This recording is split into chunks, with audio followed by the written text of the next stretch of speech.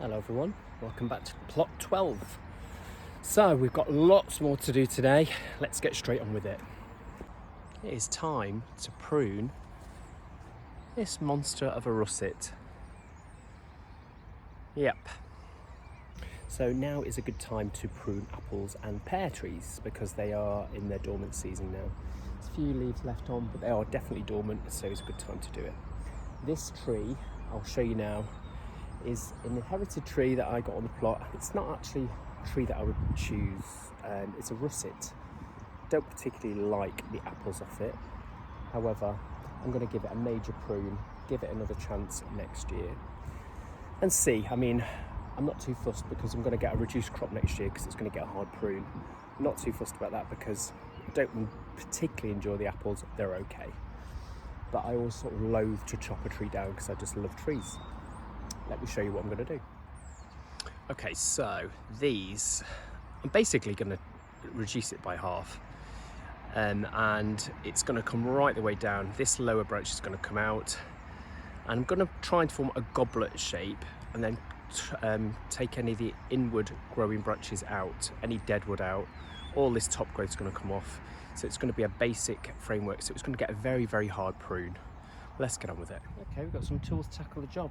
Ideal tools. So a bit of a hand bow saw come, yeah, a bow saw really, isn't it? This is a sort of a hand saw and some secateurs for the smaller branches. Let's get cracking.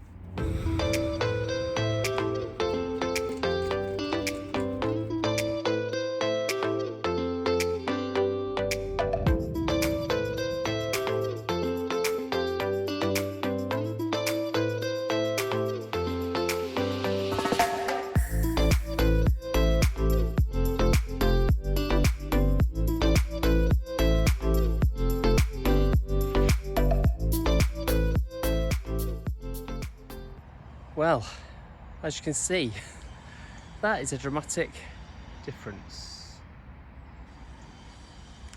Yeah, basically, I know it's drastic. However, it needed it, and the loss of crop next year is not going to be a great unhappiness to me, really. We'll see what we get. I might decide to get rid of it altogether. I've got new apple here. This is a cherry. And there's another apple on the end. You can't really see it because the sun's shining so low in the sky now. But yeah, I've just basically got this right back. Any inward growing branches are being chopped out. And yeah, it's like a bit of a goblet shape. So you've got airflow in the middle. We'll see what happens to it next year. But I'm glad this is done because it was it was just unmanageable. So it was a job that needed doing. Tick.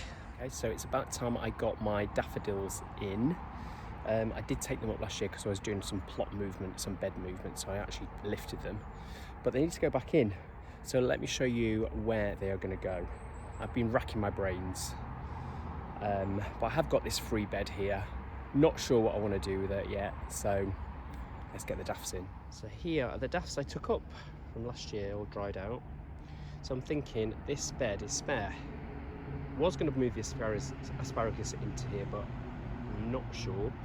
Daffs need to go in. Let's get them in. I'm just going to literally do 3 trenches and get them in and just treat them as a flower crop, really.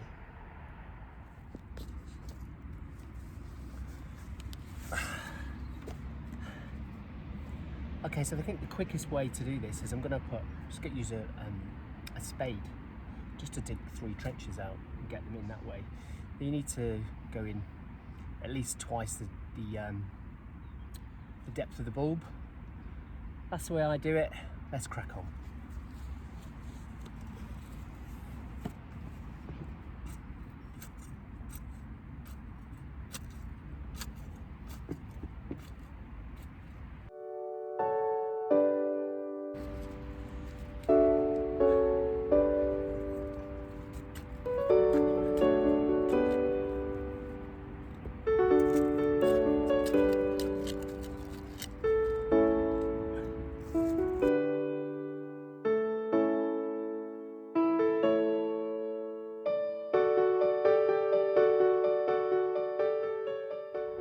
So that is all the daffs planted. Now there was Far more than I expected to go in here.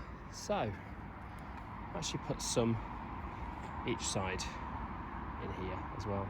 This was the bed that I cleared the other day and mulched over, so plenty of daffs come spring. Done. Okay, so losing the light now. Time to go home, edit this video, have a nice cup of tea. So I'll see you next time. Thanks for tuning in.